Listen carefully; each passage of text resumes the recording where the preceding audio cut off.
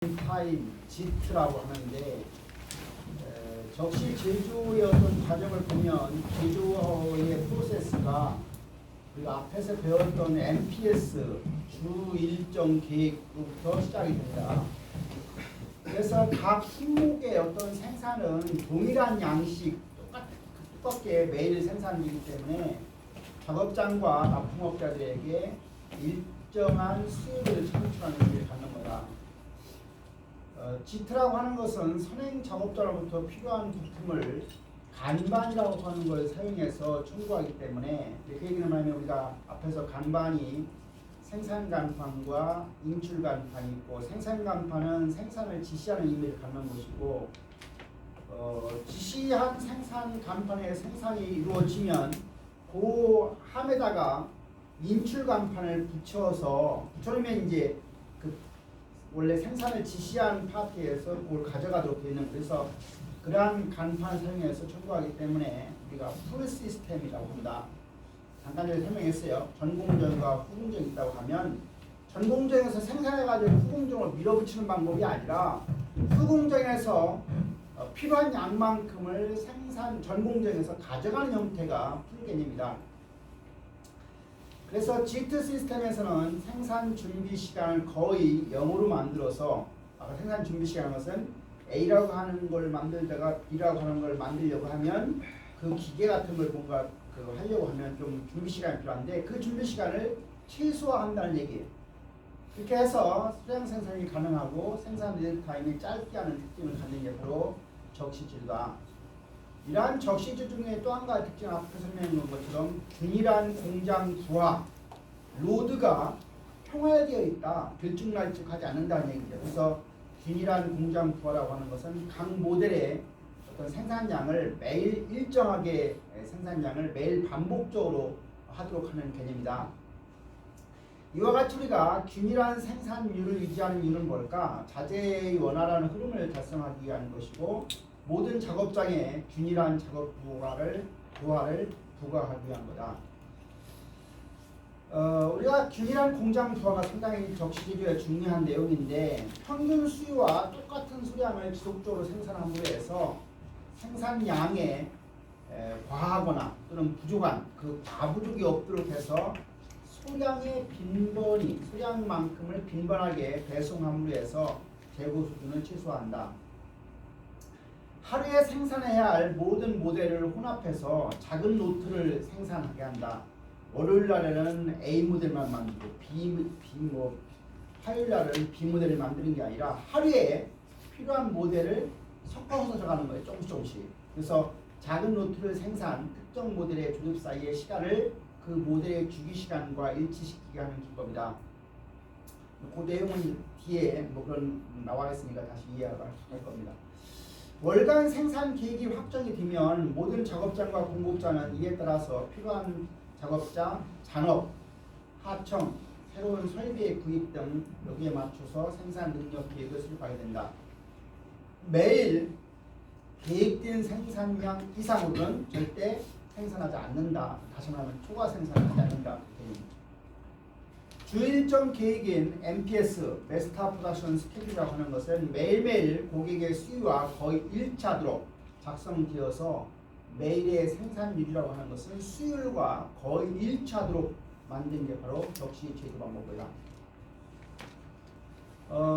표를 보면 지금 제품별 일주일 생산해야 할 양이 A는 주에 12대를 만들어야 되고 B는 24대, C는 6대, D는 6대, E는 12대라고 하면 지금 월화수목금에서 월요일날 몇 개 이게 월요일날 그 3개에서 6개, 여기서 밑에 6개면 12개 만드는 거죠. 월요일날 12개 만들고 화요일날 12개, 수요일날도 B를 12개 그러면 화요일날, 수요일날 총 B를 24개 만들었으니까 해당이 되는 거죠.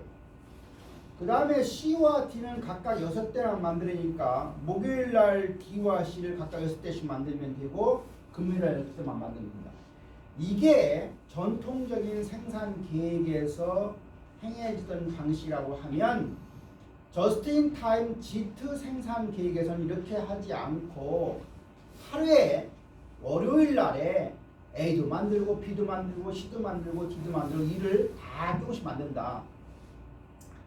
전통적인 생산 계획에서 월요일 날은 A만 만들고 화요일 날은 B만 만드는 이유는 A를 만들다가 B를 만들려고 할 때 준비해야 하는 비용이 바로 생산 준비 비용, 생산 준비 시간인데 이것이 상당히 많이 걸리기 때문에 결국은 저스트 타임으로 가면 그 생산 준비 시간을 제로로 가려고 하는, 생산 준비 비용도 제로로 가려고. 그러니까 제로로 갔다는 얘기는 A와 B를 섞어서 만들 수 있다는 얘기죠. 그래서 A 월요일 날 보면 A를 몇 개 만들어요? 하나, 둘, 셋, 네 개를 만들고요. B도 네 개 만들고요. C 하나, D 하나, E를 두 개 만들죠.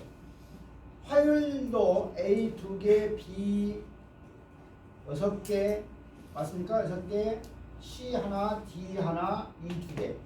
이런 식으로 만들면 결국은 위에서 하려고 했던 A 12대, B 20대가 가능하다는 얘기죠.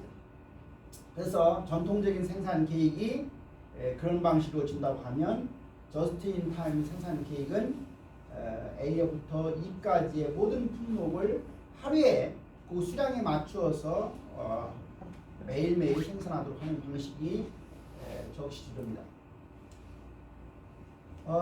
표 13, 예제 13-1은 뭐냐면 엑셀 자동차 회사에서 하루에 8시간씩 돈으로 계산하면 8시간 곱하기 60분 하면은 68에 48, 480분이 나오겠죠. 20일 동안 다음과 같은 세 모델 생산을 한다. 월 생산량이 A는 1920, B는 1200, C는 960이라고 해요. 월 1920이니까 하루에 생산해야 할 양은 20일이니까 그걸 나누면 20으로 1920을 20으로 나누면 96이 되나 봐요. 1200을 20으로 나누면 60이 될 거고요. 960을 20으로 나누면 80회입니다. 각 모델의 주기시간을 구하라 라고 하면 모델의 주기시간은 8시간 곱하기 60분에서 68에 48을 하루의 생산량 96으로 나누면 A라고 하는 모델은 5분마다 완성이 되면 되는 거고 B라고 하는 모델은 8, 6, 48, 480을 60으로 나누면 8분마다 만들면 되는 것이고요. 모델 C는 8 곱하기 60에서 지금 48로 나누면 10분마다 만들면 각 모델의 주기시간이 되는 거예요. 그러면 어떻게 만드느냐 하는 것은 우리가 초등학교 4학년쯤 배우나요? 최대 공약수, 최소 공배수 배우는데 5, 8, 10이라고 하는 것을 최소 공배수를 구하면 40이라고 하는 숫자가 최소 공배수가 됩니다. 그러면 40이 5로 하면 5, 8이 되는 것이고 8이 8호, 10은 4 이렇게 되는 거죠. 그래서 5, 8, 10의 최소 공배수가 40이니까 40분마다 만들면 돼요. 40분마다. 근데 각각 필요한 양이 다르기 때문에 A가 제일 많이 필요하니까 A가 제일 많이 만들어야 되고 B가 다음이고 C가 그렇죠. 그래서 A는 8대를 만들어야 돼요. A는 8대. A는 40분마다 8대를 만들어야 하루에 96대가 만들어지는 거죠. 어떻게 만드는 거예요? 480을 40으로 나누면 12이 되죠. 12. 12이니까 12 곱하기 8 하면은 96이 됩니다. 480을 40분마다 나누면 12이 되고요. 12 곱하기 5를 하면 60이 되는 거죠. C 같은 경우는 480을 지금 40분 나누면 12대니까 12대를 갖다가 4를 곱하면 4일은 4, 4, 2, 8, 48대가 되죠. 그렇게 해서 우리가 만들면 모델의 믹스를 달성하기 위한 모델의 생산 순서를 결정하는 것. 그래서 결국은 A는 8대, B는 5대, C는 4대를 만드는데 40분마다 만들어야 해요. 40분마다 그게 이제 A가 8대가 들어가도록 해야 되는 거예요. 그렇게 해서 지금 그 밑에 만들어 놓으면 BA, CA, BA, CA, BA, CA를 반복하면 지금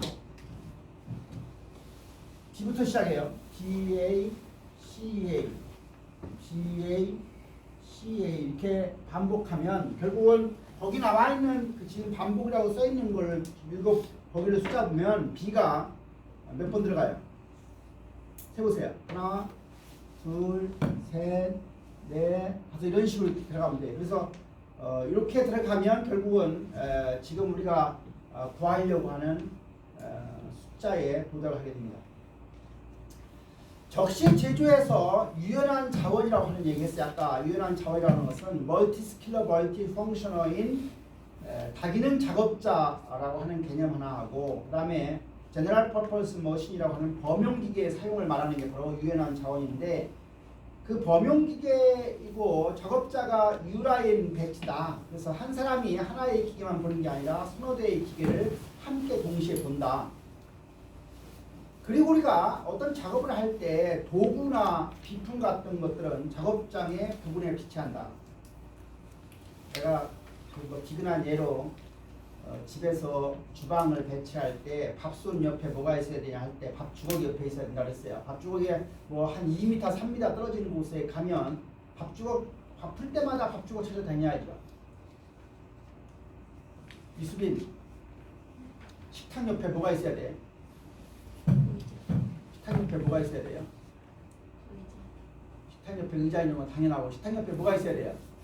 식탁에서 한 발짝 떨어지는 곳에 뭐가 있어야 돼요? 응? 싱크대가 있어야 돼요. 자기네 집 생각해봐. 자기네 집 식탁 옆에 가장 가까운 곳에 뭐가 있어요? 위치한 것이 냉장고가 있어야죠. 역시 한성이가 역시 방향이 최고예요. 냉장고 문을 열자마자 뒤로 쏴서 냉장고에 있는 걸 반찬을 꺼내서 바로 식탁에 놓을 수 있는 위치가 식탁하고 냉장고 사이가 한 발짝이나 떨어지면 안 되는 거예요. 그러면 냉장고에 가서 맨날 상 가지고 와서 꺼내가지고 갖다 가져갈 거예요. 수빈아, 너네 집 식탁하고 냉장고 사이가 몇 발짝이야? 네 발짝. 별로 안 좋은 집. 좋은 집 같으면 냉장고가 들어가는 붙박이 장과 식탁의 위치가 붙어있게 그 아파트가 구조가 되어 있어야 좋은 거예요. 그렇지 않으면 맨날 냉장고 문을 어떻게 해요? 열어놓고 다니거나 매번 할 때마다 그걸 해야 된다. 옛날에 아주 시골에 한 40년, 50년 전 일인데 그 논에다가 농약을 품는 기계라고 해서 등에다가 이렇게 짊어지고 막 돌리는 기계가 있었어요. 막 하거든. 여기 보면은 가끔 여기서도 이제 뭐 가랑잎 할 때 하는 게 있더라고. 근데 누군가 와서 그날 그 일을 도와주는데 자동차 정비 공장에 다니는 애가 왔어요.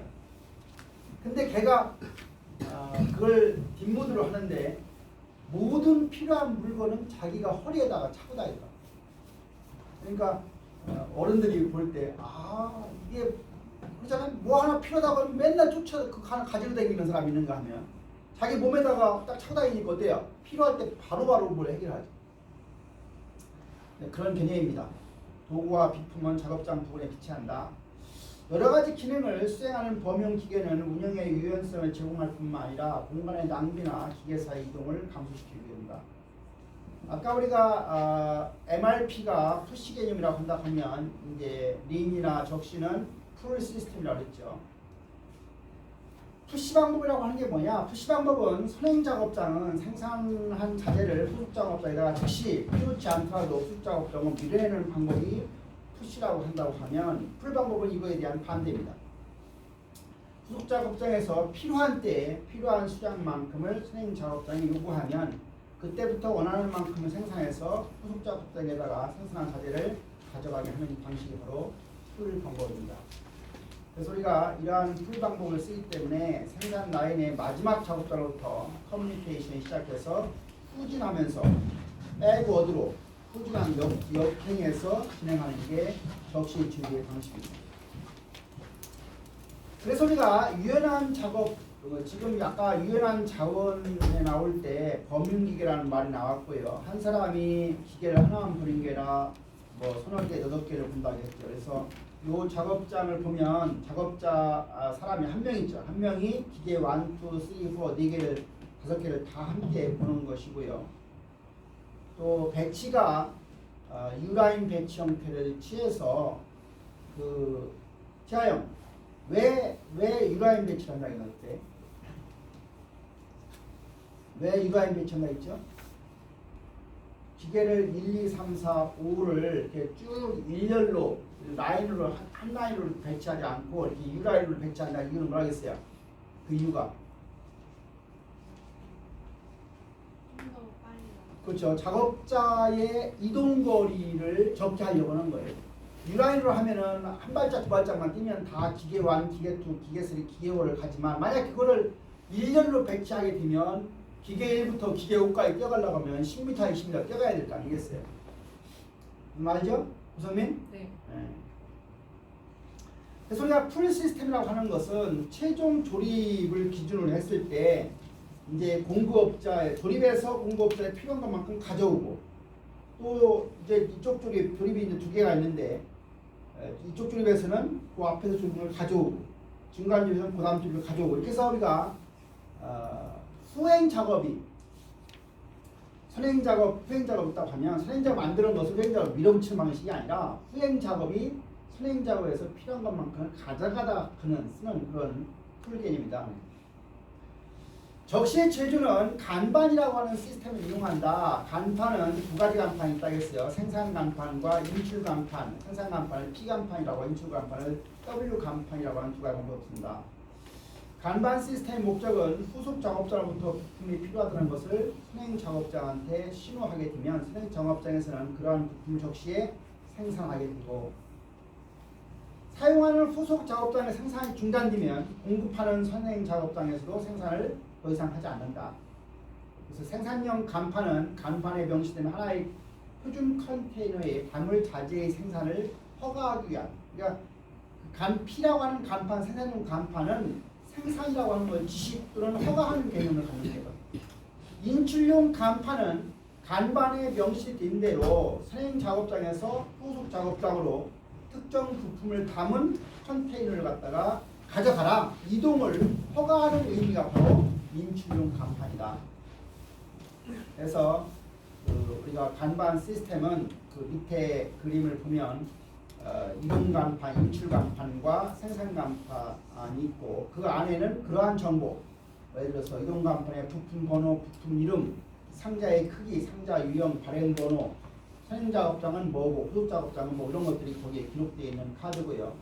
생산 간판에는 그런 정보가 들어가 있는 카드. 그래서 우리가 그 적시 제조는 컴퓨터를 베이스로 하는 게 아니라 이런 간판 2가지 간판이라는 것은 널빤지라는 의미인데 이런 카드 한 20cm 되어 있는 카드에다가 쓴 그 정보에 따라서 생산을 지시하고 인출을 지시하는 그런 내용을 담는 게 바로 간판이다.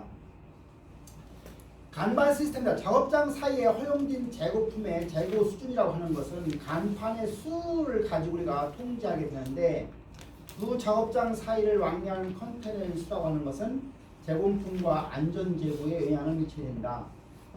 그래서 우리가 컨테이너의 수는 몇 개를 해야 되느냐? 컨테이너의 수 N이라고 하는 것은 순환 시간 동안의 평균 수에다가 요 순환 시간 동안에 필요한 안전 재고를 더해서 나누기 컨테이너 부품. 컨테이너 부품이라는 게 여기 분모에 들어가고 요거하고 요게 이제 분자에 들어가는데 요 안전 재고라고 하는 것은 우리가 지난번에 배웠죠. 세이프티 스탁, 버퍼 스토리라는 것은 리드 타임도 변할 수 있고 그렇죠. 주문해서 입고할 때까지 걸리는 시간도 변할 수 있고 또 뭐가 변할 수가 있죠? 하루에 평균 사용량도 변할 수가 있어요. 하루에 100개가 평균 사용량인데 이거 또 갑자기 150개 사러 오는 사람도 있을 수 있는 거니까 그래서 변할 수 있는 것은 하루의 사용량 그리고 리드타임입니다. 그걸 반영하는 게 여기 안전재고 그래서 하루의 사용량 그러니까 후속 작업장의 수율이라고 하는 수율 곱하기 리드타임에다가 안전재고를 더해서 나누기 컨테이너의 어떤 부품수 나눕니다. 최대 재고 수준이라는 것은 여기서 구한 N하고 여기서 구한 M을 곱하게 되면 최대 재고 수준입니다. 무슨 말이냐? 이 문제 이해하면 어렵지 않습니다. 후속 작업장에서 부품 수율은 시간당 평균 150개가 쓴다. 150개 쓴다. 부품 한 컨테이너가 후속 작업장을 왔다 갔다 하는데 소요되는 순환 시간은 30분. 시간으로 하면 0.5시간이 걸린다 소리예요. 한 컨테이너의 부품에 25개를 담을 수 있는, 그러니까 분모가 저 25가 들어가는 거예요. 근데 안전재고는 10%다. 그러니까 요거 쓰는 거의 10%다. 그래서 우리가 지금 시간당 150개인데 순환 시간이 30분이니까 시간으로 하면 0.5로 곱했어요. 근데 안전재고는 이거에다가 요 수치에다가 10%라고 하니까 0.1을 들어갑니다. 그래서 25로 나누면 3.3이 나오는데 개수가 3.3 컨테이너 수는 없으니까 무조건 올려서 4개라고 얘기를 하는 거고요. 그래서 최대 재고 수준은 여기 나와 있는 4개에다가 그 다음에 지금 전체가 필요한 게 250개인가 25인가요? 컨테이너 여기에 M이라고 하는 숫자니까 25 N 곱하기 M이 바로 최대 재고 수준이니까 4 곱하기 25에서 100이라는 숫자로 봤어요. 간반은 모든 작업장들을 연결시키고 이들과 납품업자를 연결시킨다. 그러니까 이제 최종 조립 라인이 마지막 단계라고 하면 이제 투입물직에서 이렇게 가져가는 거죠. 작업이 이루어져서 넘겨주고요. 그래서 결국 이제 이런 과정을 거쳐서 가는 건데 그 중간중간에 또 하나의 공급업자가 관여할 수가 있어요. 일로 관여도 하고 이쪽에다가 처리도 하고 가기도 하고 그래서 그런 과정을 거치는데 그냥 밀어붙이는 방식이 아니라 수공정에서 필요한 것만큼은 손해공정에서 가져가는 형태를 그림을 잘 보여주고 있지는 않지만 여하튼 그런 거를 여기서 지금 보여주려고 이 그림을 보여주고 있습니다. 그 다음에 적시제기에 있어서 아까 생산 준비 시간, 셋업 타임에 대한 얘기를 했어요. 그래서 빠른 생산 준비 시간, 다른 말로 하면 생산 준비 시간을 거의 0으로 간다는 생산 준비 시간의 단축이라고 하는 것은 기업의 가용 생산 능력을 증가시켜 주는 것이고 수요 변화에 따라서 일정 기획의 변경에 대한 플렉시빌리티, 유연성을 인프루브 시켜주는 것이고 간반의 수를 줄입니다. 간반의 수가 줄어들면 그만큼 재고가 줄어드는 겁니다. 소량 생산, 롯을 적게 하는 것. 그래서 소량 생산은 생산 준비의 빈도를 증가하게 되죠. 생산 준비가 빈도가 증가해도 문제 없어요. 왜? 생산 준비 비용이 없으니까. 그래서 생산 준비 시간의 단축은 꼭 필요한 절대적인 거다. 전통적인 반복 생산에서 단위당 생산 시간의 단축을 통해서 대량 생산을 추구할 수 있죠. 전통적인 반복 생산에서는 대량 생산을 추구하지만 적시지주에서는 대량 생산을 추구하는 게 아니죠. 생산 준비 시간을 단축하기 위해서 기계 부분에 공구나 금형, 우리가 본 뜨는 거 있어요. 금형을 주장하고 이들을 쉽게 이동하게 하면 그 설치할 지점을 설정하는 점, 작업을 어떻게 하면 더 단순화시킬 것인가 그런 것들을 적용하는 방법이고 결국은 생산량 결정은 우리가 앞에서 배웠던 EPQ, Economic Production Quantity, EPQ를 사용하게 된다. 예제가 나와 있습니다. 연간 사용량은 5,000이고요. 그 다음에 생산 준비 비용은 2,700원이고 일일 생산량은 생산율은 15,000이고요. 그 캐링 코스타는 100원이라고 했을 때 경제적 생산량이 얼마냐? 그 CH는 단위당 월간 재고 유지 비용을 얘기하는 거예요. 그래서 경제적 생산량 공식은 앞에서 우리가 저 공식 가로 열고 1-P분의 D CH 인식. 그래서 지금 그 공식에다 넣으면 1-15,000분의 5,000. 그다음에 CH가 100이 되는 것이고요. 그다음에 D가 얼마예요? 여기 5,000. CS가 2,700 해서 636이 나왔는데 두 번째는 이제 생산 준비 비용이 처음에는 2,700원이었는데 이걸 낮춰가지고 300원까지 대폭으로 낮췄어요. 낮추면 결국은 2,700이 300으로 낮춘 거니까 이 숫자가 훨씬 이제 줄어드는 걸 볼 수 있죠. 결국 우리가 저스트 인 타임이라고 하는 것은 생산 준비 비용을 낮추는 개념과 관련된 이해를 돕기 위한 예제가 되겠습니다. 작은 로트 크기, 생산 준비 시간 단축을 위해서 로트의 크기나 제조 기간의 축소가 절대적으로 필요하다는 얘기겠습니다. 왜 이와 같은 작은 롯의 크기를 하려고 하느냐? 작은 롯의 크기를 했을 때 어떤 베니핏, 혜택이 있느냐? 결국 우리가 적시 재고를 하는 게 재고를 줄이려고 하는 거죠. 그래서 우리가 롯의 크기를 줄이게 되면 주문들 사이에 있지 않은 재고를 갖다가 줄일 수 있는 것이 도움이 되고요. 제조 시간을 단축시켜서 고객이 원하는 특정 제품을 신속하게 공급하기 위한 것, 작업장의 균일한 부하를 가능케 해서 시설의 효율적인 사용을 하려고 하는 것. 그 다음에 재고를 안 가지고 있으면 품질의 문제를 노출시킨다 했어요. 여러분들 무슨 그림 중에 이런 그림이 있으면 이게 이제 빙산, 그 얼음이 바다에 이렇게 가앉았을 때 바다 아래로 들어가는 부분이 거의 5분의 4가 바다 밑으로 가고 5분의 1만 위에 있죠. 근데 이게 그림이 무슨 그림이냐면 우리가 재고를 많이 확보하고 있으면 기업에서 여러 가지 문제점이 노출이 안 된다는 거예요. 근데 재고를 안 가지고 있으면 결국 모든 문제가 노출돼 버리는 거예요. 그리고 우리가 어떤 품질상의 어떤 문제를 갖다가 빨리 노출시키기 위해서는 롯의 크기를 적게 해서 재고를 줄여야 된다고 하는 게 바로 이 적시 제조, 린 생산 시스템의 기본적인 원리입니다. 유연성을 통해서 고객의 욕구 변화에 신속하게 대응하는 것, 뭐 당연히 중요한 거죠. 우리가 고객의 욕구가 A라고 하는 디자인으로 고객들한테 팔아먹었는데 고객들이 야 A라고 하는 디자인이 싫어, B라고 하는 디자인으로 바꿔줘 하면 우리 못해, A밖에 안 돼 라고 하는 것은 말이 안 되는 거예요. 고객의 요구에 부응하는 게 바로 여기 유연성에 대한 얘기입니다.